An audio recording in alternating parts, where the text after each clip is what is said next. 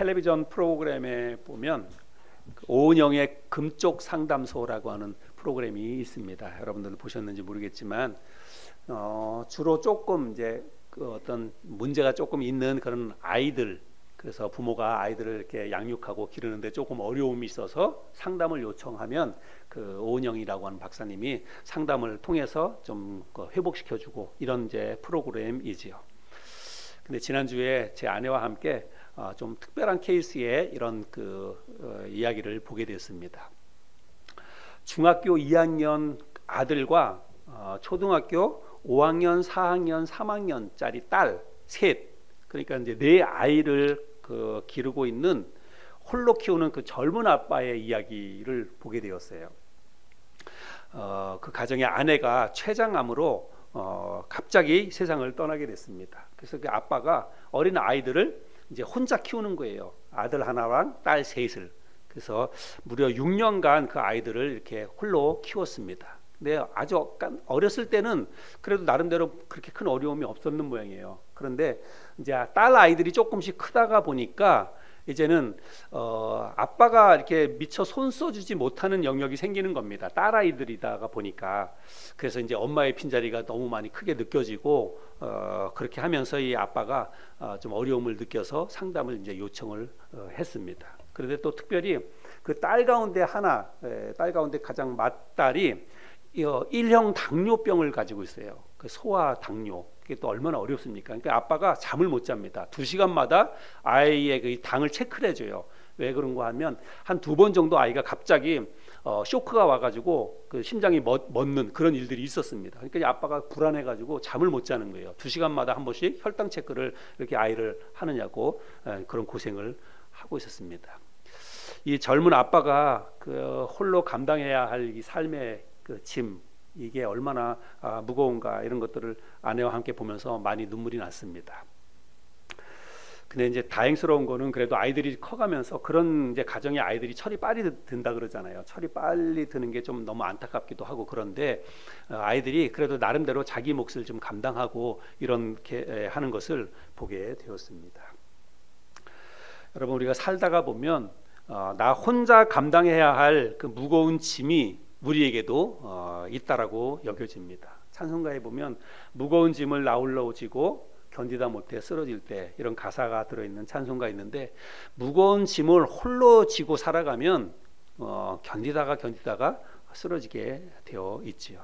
그래서 무거운 짐을 우리의 삶 가운데 무거운 짐이 다가오면 그걸 홀로 지으려고 하지 말고 그거를 지혜롭게 좀 잘 해결할 수 있는 방법이 우리에게 있어야 삶을 버티고 살아갈 수 있겠다, 이런 생각을 해보게 됩니다.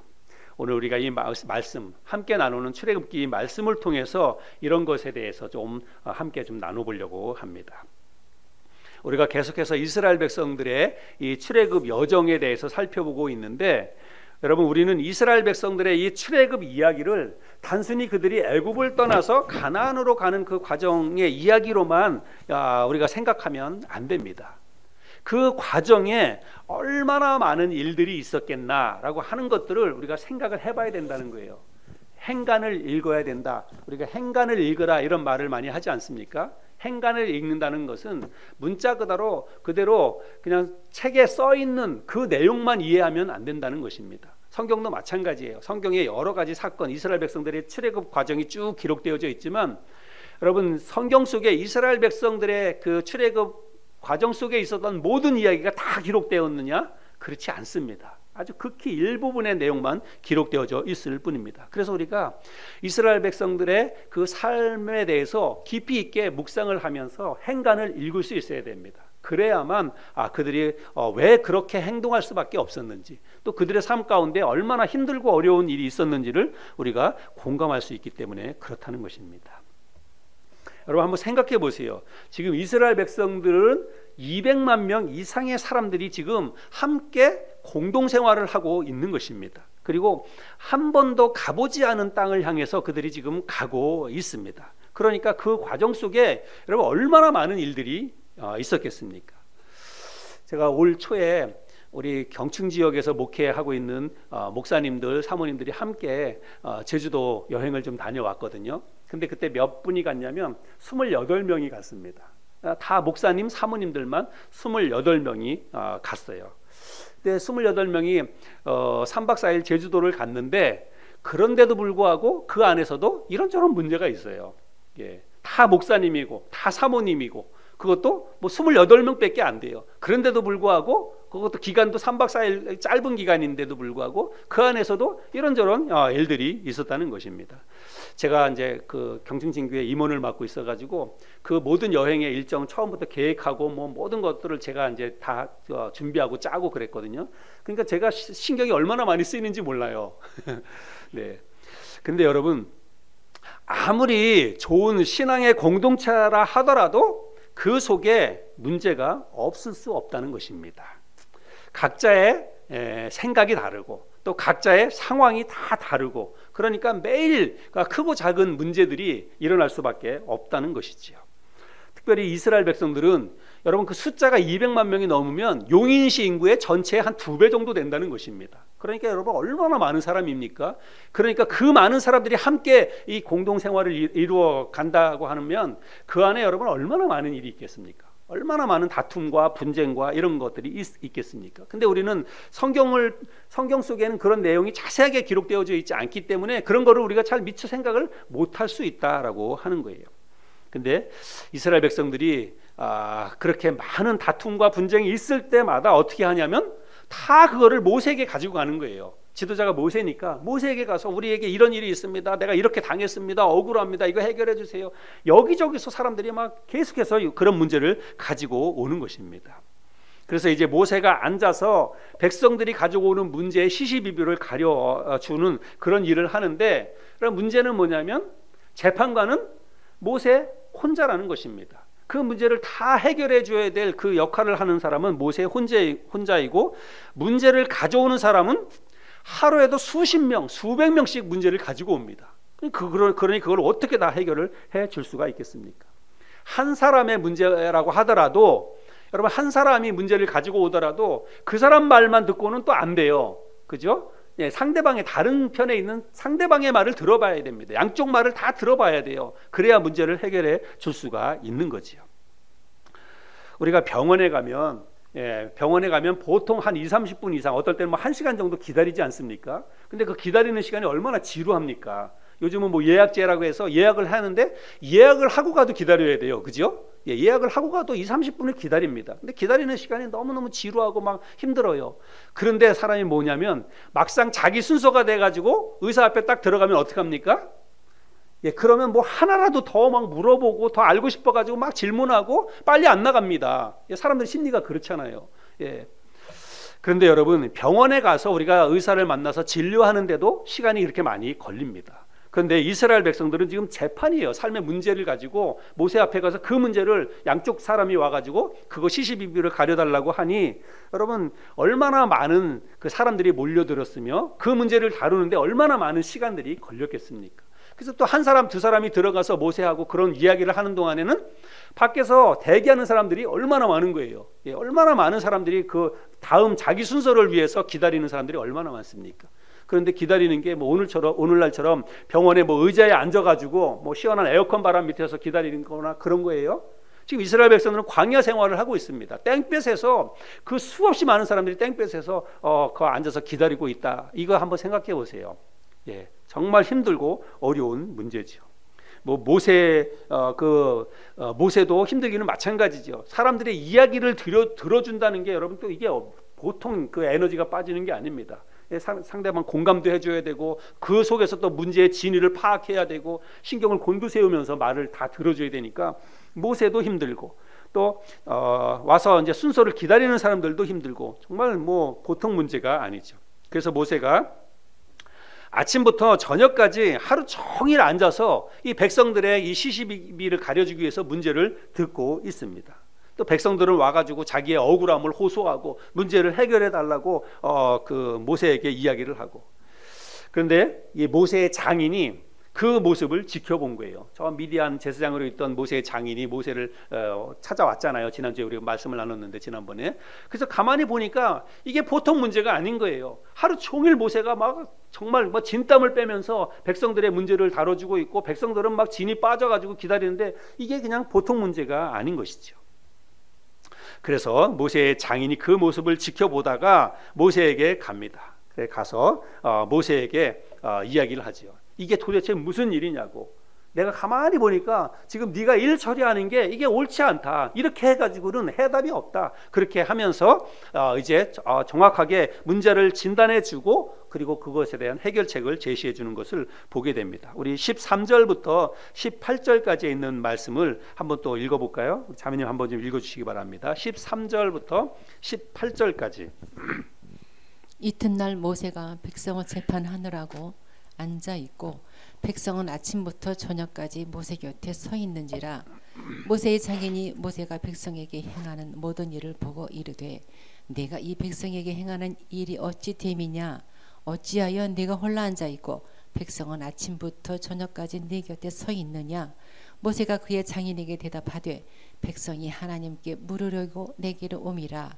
그들이 일이 있으면 내게로 오나니 내가 그 양쪽을 재판하여 하나님의 율례와 법도를 알게 하나이다. 모세의 장인이 그에게 이르되, 네가 하는 것이 옳지 못하도다. 너와 또 너와 함께한 이 백성이 필경 기력이 쇠하리니 이 일이 네게 너무 중함이라. 네가 혼자 할 수 없으리라. 예. 그래서 모세가 가만히 좀 일 진행되는 거 보니까 모세가 모든 것을 혼자 짐을 짊어지고 그 문제를 해결해 주느냐고 막 진땀을 빼는데, 이거는 뭐 그렇게 혼자 해결할 수 있는 문제가 아니라는 거예요. 장인의 입장에서 보니까. 그래서 이거는 너 혼자 감당할 일이 아니다라고 하면서 지혜롭게 내 생각에는 이렇게 하는 게 좋겠다라고 하면서 이제 모세의 장인 이도로가 모세에게 좋은 지혜로운 방법을 가르쳐 줍니다. 그 내용이 19절부터 23절까지인데요. 또 19절부터 23절까지 말씀도 한번 읽어주시기 바랍니다. 이제 내 말을 들으라. 내가 네게 방침을 가르치리니 하나님이 너와 함께 계실지로다. 너는 하나님 앞에서 그 백성을 위하여 그 사건들을 하나님께 가져오며 그들에게 율례와 법도를 가르쳐서 마땅히 갈 길과 할 일을 그들에게 보이고, 너는 또 온 백성 가운데서 능력 있는 사람들 곧 하나님을 두려워하며 진실하며 불의한 이익을 미워하는 자를 살펴서 백성 위에 세워 천부장과 백부장과 50부장과 10부장을 삼아 그들이 때를 따라 백성을 재판하게 하라. 큰 일은 모두 네게 가져갈 것이요 작은 일은 모두 그들이 스스로 재판할 것이니 그리하면 그들이 너와 함께 담당할 것인즉 일이 네게 쉬우리라. 네가 만일 이 일을 하고 하나님께서도 네게 허락하시면 네가 이 일을 감당하고 이 모든 백성도 자기 곳으로 평안히 가리라. 예. 자, 그래서 그 장인이 제시해 주는 방법은 뭐예요? 일을 좀 나눠서 하라는 것입니다. 너 혼자 그 일을 다 하려고 하지 말고 좋은 지혜로운 좋은 사람을 세워서 그 일을 좀 나눠서 하라. 이렇게 방법을 가르쳐 줍니다. 그래서 여기 이 사람이 천부장을 세우고 백부장을 세우고 그리고 50부장과 10부장을 세우라 이렇게 말씀을 하고 있죠. 여기 천부장, 백부장 이것은 천부장은 1000명을 이렇게 관리할 수 있는 사람 가운데 한 사람을 세우라는 것입니다. 1000명 가운데 한 사람을 세우고 또 100명 가운데 한 사람을 세우고 50명 가운데 한 사람, 10명 가운데 한 사람 이렇게 지도자를 세우라라고 하는 거예요. 이게 이제 조직을 갖추라는 거예요. 사실은 여러 사람이 모여 있다 보니까 분담해가지고 조직을 나누라는 것입니다.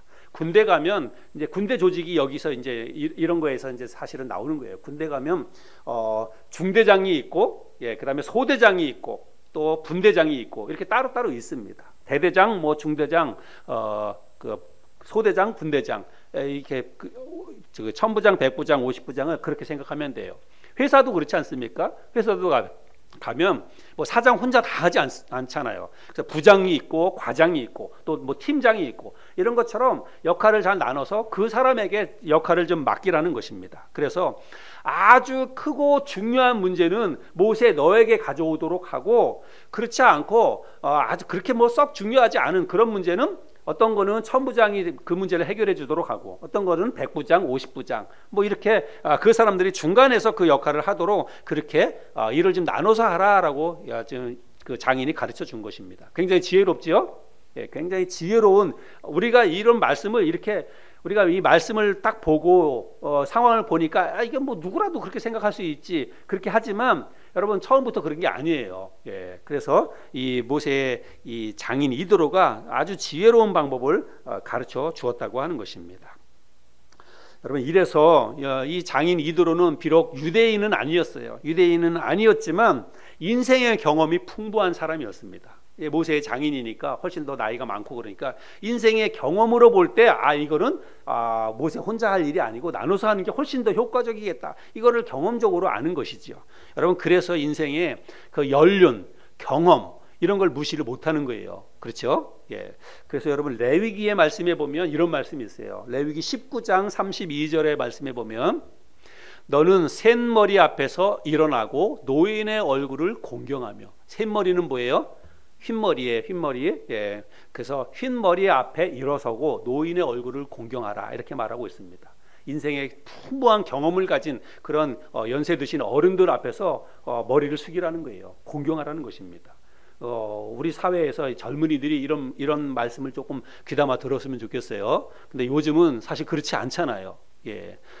예전에는 지하철이나 버스에 타면 어른들 타면은 뭐 냉큼 일어나가지고 얼른 타는데 요즘은 안 그래요. 예, 젊은이들 나도 피곤하다는 거예요. 나도 피곤하고 나도 힘든데 그렇게 생각하고 또 어른들 그거 행위로뿐만이 아니라 마음속으로도 어른에 대한 공경심, 존경심 이런 것들이 거의 없어요. 예, 그냥 꼰대라고만 생각하지, 예, 그냥 고루하다고만 생각하지 어른들 공경하는 마음들이 많이 사라졌습니다. 그러나 성경에서는 저렇게 말하고 있어요. 셋머리 앞에 일어서고 어른들을 공경하라라고 말하고 있습니다. 여기서도 지금 모세의 장인이 와가지고 타고 와서 보니까 문제 해결책이 바로 보이는 거예요. 그래서 그런 지혜로운 방법을 제시를 해주지요. 그리고 지도자인 모세는 장인의 가르침을 또 겸손하게 잘 받아들였습니다. 24절부터 26절까지인데요. 제가 한번 읽어볼까요? 이에 모세가 자기 장인의 말을 듣고 그 모든 말대로 하여 모세가 이스라엘 무리 중에서 능력 있는 사람들을 택하여 그들을 백성의 우두머리 곧 천부장과 백부장과 50부장과 10부장을 삼음에 그들이 때를 따라 백성을 재판하되 어려운 일은 모세에게 가져오고 모든 작은 일은 스스로 재판하더라. 그래서 장인이 가르쳐준 대로 역할을 나눠서 하다가 보니까 그 일이 잘 되는 거예요. 그러니까 기다리는 사람들도 이제 기다릴 필요가 없는 거예요. 문제가 바로바로 해결되고 그러니까 여러분 얼마나 이게 효과적이고 좋은 방법입니까? 근데 중요한 것이 있어요. 지금 여기에 천부장을 세우고 백부장을 세우고 10부장과 그렇게 그 사람들을 세우라 그랬는데 여러분 인사가 만사라고 하는 말 있지 않습니까? 그렇죠? 예. 어떤 사람을 세우느냐에 따라서 그 일이 효과적으로 잘 될 수도 있지만 여러분 사람 하나 잘못 세우면 정말 큰일 납니다. 예. 나라도 그렇고 뭐 회사도 그렇고 군대 조직도 그렇고 교회도 그렇고 사람을 적재적소에 꼭 필요한 사람, 능력 있는 사람, 그 위치에 잘 맞는 사람을 잘 세워야 다른 사람들이 공동체 생활하는 다른 사람들이 고생을 안 하는 것입니다. 그래서 여러분 대통령 선거든지 국회의원 선거든지 여러분 지도자 뽑는 거 그래서 굉장히 중요한 거예요. 예, 나라의 대통령 하나 잘못 세우거나 뭐 국회의원 잘못 세우거나 그러면 그 기간 동안 4년이면 4년, 6년이면 6년 모두가 다 고통을 당한다는 것입니다. 그래서 사람을 잘 세워야 된다는 거예요. 그래서 여기 지금 천부장을 세우고 백부장을 세우고 다 세우라고 하는데 어떤 사람을 세우게 되는지 21절 말씀에 보면 그것에 대한 해답이 나와 있습니다. 우리 21절 같이 한번 읽어볼까요? 21절 시작.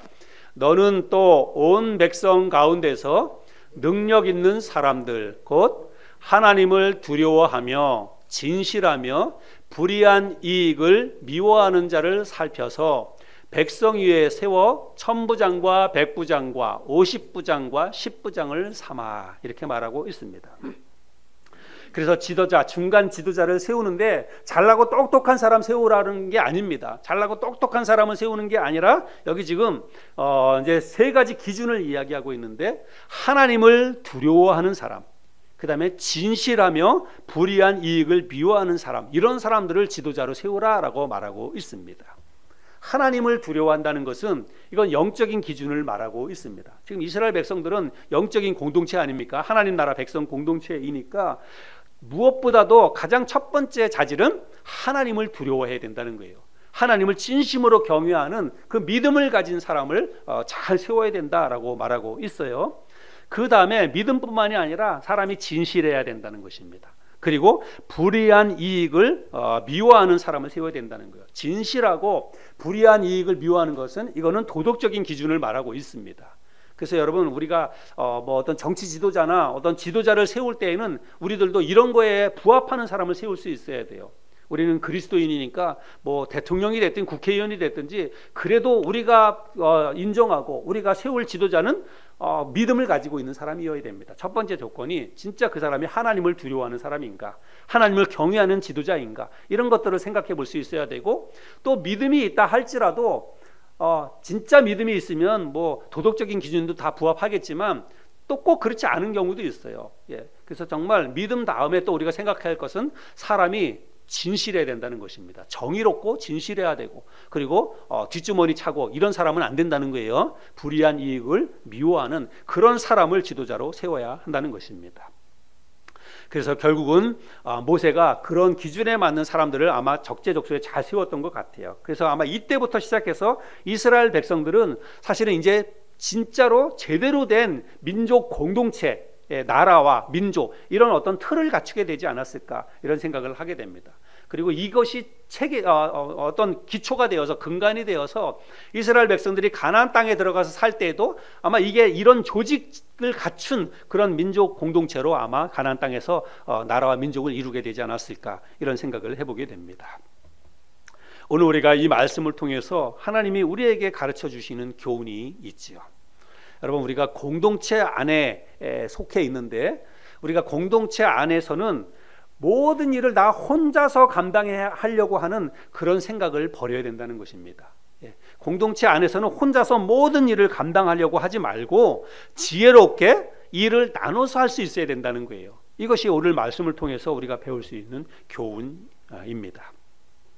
제가 서두에서 예로 말씀드렸는데, 젊은 아빠의 경우 정말 그 아빠가 힘들고 어려웠던 것은 앞으로 살아나가는 동안에 아이들이 넷씩이나 있으니까 경제적으로도 얼마나 힘들겠습니까? 그렇죠? 그 아이들 다 가르쳐야 되고 다 장성할 때까지 그 아빠가 혼자서 벌어가지고 그 아이들 가르치는 게 얼마나 힘들겠어요, 요즘 같은 세상에. 근데 진짜로 이 아빠가 힘들어하는 것은 그 경제적인 게 아니라, 제가 가만히 보니까 정신적인 것이더라고요. 그 오은영 박사님도 그거를 상담해 주는 것입니다. 그것은 뭐냐면 뭐 일종의 책임감이겠지요. 내가 이 아이들의 아빠다, 내가 이 아이들을 책임져야 된다라고 하는 그 중압감, 심리적인 부담감이 엄청나게 큰 거예요. 그러니까 그냥 혼자 그것이 감당이 안 되는 그런 상황이죠. 그러나 물론 이제 그런 혼자서 감당해야 될 뭐 역할, 이런 것도 있지만 사실은 혼자는 아니잖아요. 가만히 보면 혼자는 아닙니다. 물론 어리기는 하지만 자식들이 있잖아요. 네 명의 자식들이 있습니다. 그러면 가정이라고 하는 그 테두리 안에서는 물론 부모의 역할이 가장 크고 책임감이 가장 크지만, 그렇다고 해서 모든 짐을 다 그 아빠 혼자 감당해야 되느냐? 그게 아니라는 거예요. 그게 아니고 아이들도 아이들 나름대로의 역할이 있고 그 역할을 맡겨주면 어리지만 다 감당한다는 거예요. 그래서 혼자 짊어지지 말고 아이들에게도 짐을 좀 나눠주고, 아이들이 감당해야 될 몫은 아이들이 감당하도록 어렸을 때부터 그거를 가르쳐 주는 거, 그게 그 가정을 세워나가는 방법이라는 것입니다. 여러분, 모세도 마찬가지였어요. 근데 모세는 왜 장인이 가르쳐 준 그 방법을 생각하지 못했을까요? 모세는 생각하지 못했잖아요. 근데 장인이 와서 보니까 딱 문제가 딱 파악이 되고 그 방법을 딱 가르쳐 주니까 문제가 한 번에 촥 해결되었어요. 근데 모세는 그 방법을 전혀 생각을 하지 못하고 있었다는 거예요. 왜 생각을 못했을까요? 모세는 이게 내 일이다라고 생각을 했던 것입니다. 내가 감당해야 될 나 혼자의 몫이라고 생각을 했다는 거예요. 하나님이 나를 지도자로 불렀으니까 이 안에서 일어나는 모든 일에 대해서는 내가 책임감이 있다, 책임이 있다, 이건 내가 해결해야 될 몫이다, 나의 짐이다. 모세는 그렇게 생각을 했다는 것입니다. 아마 부모나 혹은 뭐 어떤 공동체 안에서, 교회가 됐든지 어떤 공동체 안에서 지도자들은 아마 다 비슷한 생각을 가지고 있을 거예요. 가정에서도 부모는 우리 집안에서 일어나는 문제는 모두가 다 부모의 책임이다. 이런 생각들을 하는 거지요. 그래서 자식들이 뭔가 일을 벌리거나 뭐 일을 잘못해도 이게 다 내 책임인 것 같고 내가 잘못해서 일이 일어나는 것 같고 그런 생각 속에 사로잡혀 있습니다. 그런데 그런 생각이 썩 옳은 생각은 아니라는 것입니다. 공동체 안에 있으면 모든 책임이 모든 책임과 또 무거운 짐이 다 지도자 한 사람에게 집중되게 되는데 여러분 그게 별로 바람직한 방법이 아니다라고 하는 것입니다. 지금 월드컵이 한참 진행되고 있죠. 우리나라도 이제 첫 경기를 치렀는데 우리나라 대표팀의 주장이 누구예요? 손흥민 선수의 주장이에요. 근데 손흥민 선수는 진짜 축구 너무 잘하는 사람입니다. 전 세계 축구 선수들 가운데에서도 10손가락 안에 꼽는 사람이에요. 그만큼 이제 축구를 잘하는 사람인데 우리나라 팀의 주장이에요. 벌써 나이가 30살이 됐어요. 근데 이 월드컵을 앞두고 3주 전에 이제 그 영국 프로 축구에서 축구하다가 다쳤어요. 상대방하고 얼굴을 부딪히는 바람에 안아 골절이 와가지고 여기 이제 광대뼈 있는 눈 주위에 있는 광대뼈에 뼈가 4조각이 났답니다. 그래서 그걸 급하게 수술을 했어요. 수술을 해가지고 이번에도 경기 나오는데 아직도 눈에 이제 붓기가 있잖아요. 수술을 해가지고 3주밖에 안 지났습니다. 그럼 3주밖에 안 지났으면 이게 진짜 조심해야 돼요. 그래가지고 막 주변에 있는 사람들도 경기 나가면 안 된다 이렇게 이야기를 하고 말렸는데 손흥민이 뭐라 그랬냐면 나는 1%의 가능성만 있어도 나는 나가서 최선을 다할 것이다 이렇게 얘기를 했습니다. 그게 왜냐하면 자기가 대표팀의 주장이기 때문에 그래요. 자기가 주장이고 자기의 역할이 있고 책임감이 있기 때문에 그 일에 대한 중압감 때문에 그렇게 하는 거예요. 그래서 첫 경기를 잘했잖아요. 첫 경기를 다 마치고 나서 제가 보기에도 우리나라가 너무 잘했어요.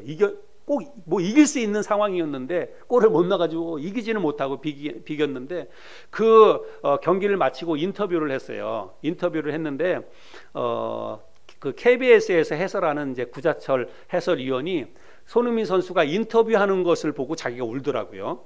그 왜냐하면 그게 공감이 된다는 거예요. 주장으로서의 이 중압감이 얼마나 컸을지 그거를 이제 자기가 느꼈다는 것입니다.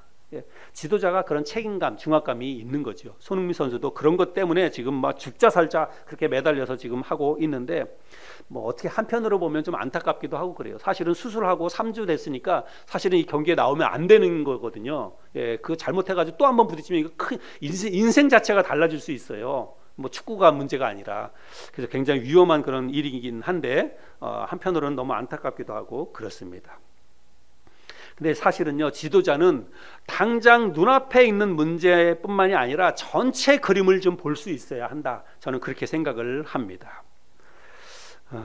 또 지도자는 모든 문제를 다 내가 해결해야 된다. 내가 해결하지 않으면 안 된다라고 하는 이런 책임감도 좀 벗어버려야 된다라고 생각이 돼요. 지도자는 그런 책임감을 가지고 있는 사람들인데 반드시 이 문제는 내가 해결해야 된다. 나 없으면 안 된다. 이런 생각을 가지면 안 된다는 것입니다. 오히려 그게 교만한 생각일 수도 있다. 저는 그렇게 생각을 합니다.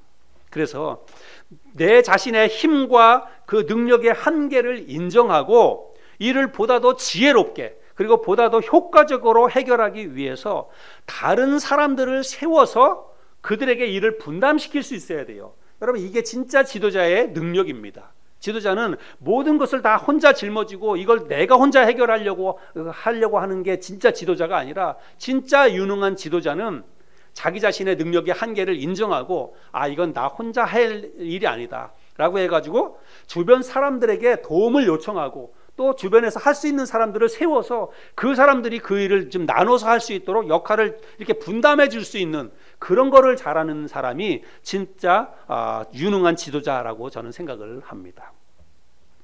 저는 이런 면에 있어서 저는 좀 부족함이 많다라고 생각이 돼요. 저도 그래요. 저도 좀 그런 편입니다. 모든 것을 웬만하면 그냥 내가 하려고 하는 그런 이제 생각이에요. 군대 있을 때에도 그냥 제가 이제 고참 병장이 되고 그래도 병장이면은 밑에 있는 상병도 있고 일병도 있고 여러 사람들이 있잖아요. 그러면 좀 나눠서 시키기도 하고 이제 그 밑에 있는 사람들한테 일을 시키기도 하고 그래야 되는데 이게 시키는 게 좀 미안해요. 미안해가지고 웬만한 거 그냥 내가 하고 상병 때도 중간 지도자가 상병이 자기가 이제 밑에 있는 일병도 시키고 막 이렇게 하면서 일을 가르치기도 하고 막 이렇게 해야 되는데 이제 남한테 일을 시키고 막 부탁하고 이런 게 미안하고 그러다 보니까 웬만한 거 막 자기가 나서서 하는 거예요. 근데 그거는 썩 좋은 방법이 아니라고 하는 것입니다. 가정에서도 마찬가지예요. 우리 집에는 지금 딸도 있고 아들도 있고 그런데 제가 딸하고 아들한테 뭐 일을 시키는 거를 사실은 잘 못해요. 그래서 웬만하면 그냥 제가 합니다. 그냥 뭐 분리수거가 됐든지 뭐가 됐든지 웬만하면 제가 해요. 근데 그게 나를 위해서도 그렇고 아이들을 위해서도 그렇고 그게 별로 좋은 방법이 아니라는 거예요. 그죠? 별로 좋은 방법이 아닌데도 불구하고 제가 그걸 알면서도 사실은 이게 잘 안 되더라고요.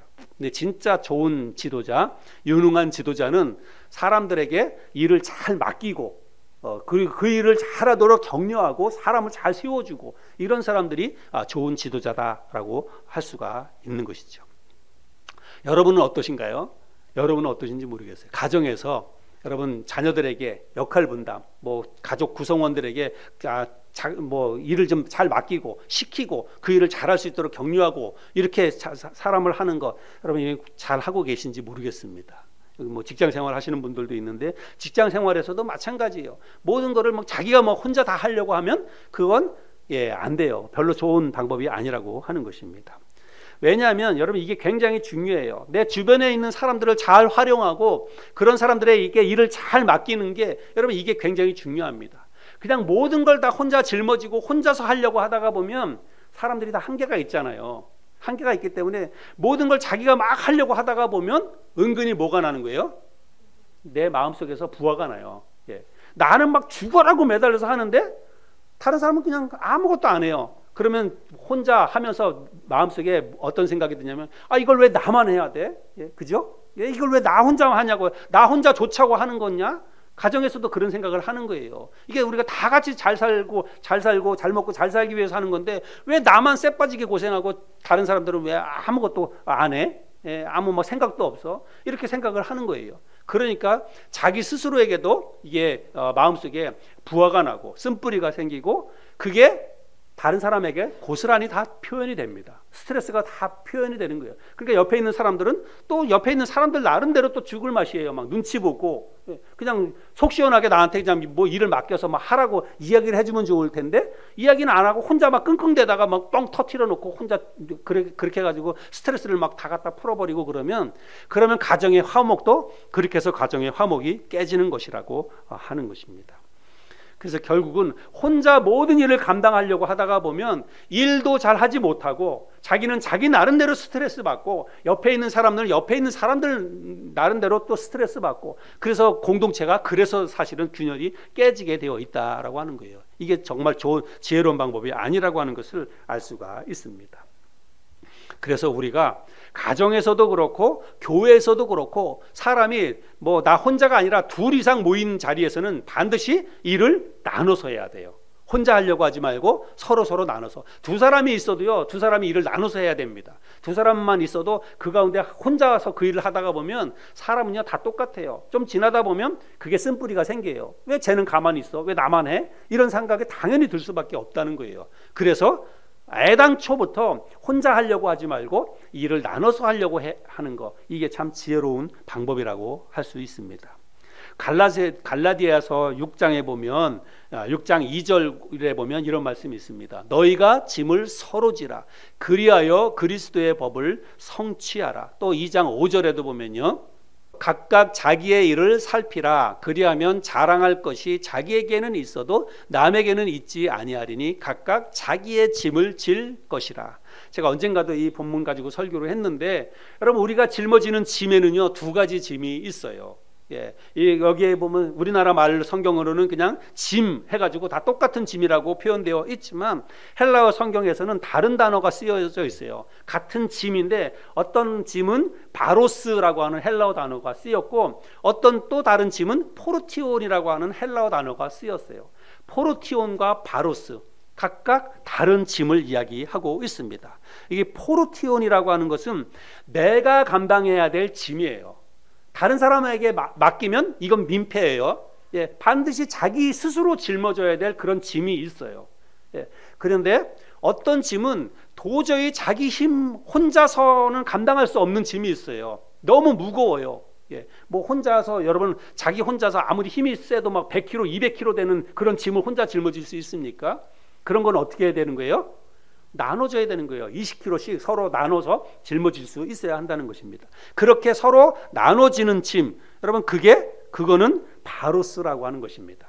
그래서 우리가 이걸 잘 구별할 수 있어야 돼요. 아, 이게 내가 혼자 감당해야 될 몫인가? 아니면 이건 도저히 나 혼자는 안 되는 짐이구나. 이거는 서로 나눠줘야 되는 짐이구나. 이거를 잘 분별을 할 수 있어야 된다는 것입니다. 그래서 내가 짊어져야 될 짐은 반드시 자기가 짊어져야 돼요. 민폐 끼치지 말고 다른 사람들에게 떠넘기지 말고 자기가 감당을 해야 합니다. 그런데 또 어떤 짐은, 너무 무거운 짐은, 혼자서 감당하기 힘든 짐은 그거를 혼자 해결하겠다고 막 끙끙대다가는 결국은 스스로 그냥 넘어지고 맙니다. 스스로 포기하고 마는 거예요. 그럴 때에는 다른 사람들에게 지혜롭게 지금 부탁하는 거예요. 이것 좀 같이 덜어달라고, 나 좀 도와달라고. 여러분, 다른 사람에게 도움을 요청하는 게, 여러분 이거를 우리가 미안해하면 안 된다는 것입니다. 다른 사람들에게 도움을 요청하는 게 결국 내 짐을 그 사람에게 떠넘기는 것도 아니에요. 서로 좀 짐을 나눠 갖자, 서로 좀 우리가 함께 좀 이거를 세워가자, 이렇게 하면서 짐을 나눠 질 수 있어야 한다는 것입니다. 그래서 여러분, 오늘 우리가 이런 말씀을 나눴는데, 가정에서도 그렇고 우리 교회에서도 그렇고 우리가 서로 짐을 좀 나눠질 수 있는 이런 공동체를 세워 나갔으면 좋겠습니다. 여러분, 가정에서 부모가, 내가 부모라고 해가지고 우리 가정의 모든 것을 다 내가 해결해야 된다라고 하는 이 심리적인 중압감, 책임감, 여러분 이걸 좀 내려놓으시길 바랍니다. 자식이라 하더라도 때로는 자식한테 그거를 이야기할 수 있어야 돼요. 자식한테 이야기해서 나 너무 힘들다, 이거 내가 혼자 해결할 수 없다, 니들이 좀 도와다오 해서 자녀들의 도움을 받아야 돼요. 그렇게 해서 그 문제를 해결하는 게 좋지, 자녀들한테 말 한마디 뻥끗 못하고 혼자 끙끙대다가 그것 때문에 병나고 그러면 결국은 자녀들에게도 그 피해가 다 돌아간다는 것입니다.